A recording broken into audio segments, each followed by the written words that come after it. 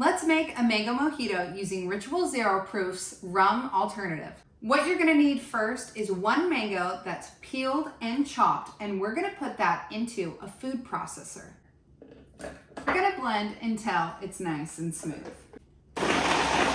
Once we have our mango puree, we're gonna set that aside for now. Now we're gonna work on our Collins glass. With the fresh lime, we're gonna cut lime wedges. We're gonna take 4 of those lime wedges and we're gonna add it right into our Collins glass. We're gonna squeeze and drop.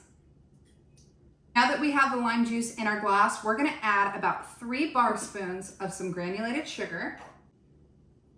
We're gonna add about an ounce of club soda, and then we're gonna muddle. So one of the best ways to muddle is to press down and twist. Once you're done muddling, you're gonna need 12 mint leaves. Once you have the mint leaves in your hand, you're gonna give it a couple of slaps so you express all those oils and smells.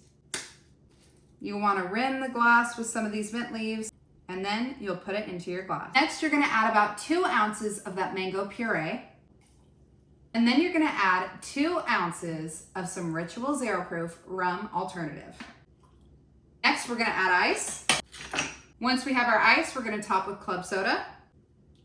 Then using our bar spoon, we're gonna wanna mix this all together. Now, a really great way with mint to really mix it is I like to lift the mint up and push it down.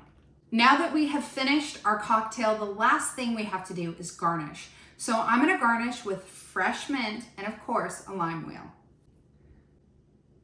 And that's how you make a mango mojito using Ritual Zero Proof's Rum Alternative. To all of you making this at home, cheers.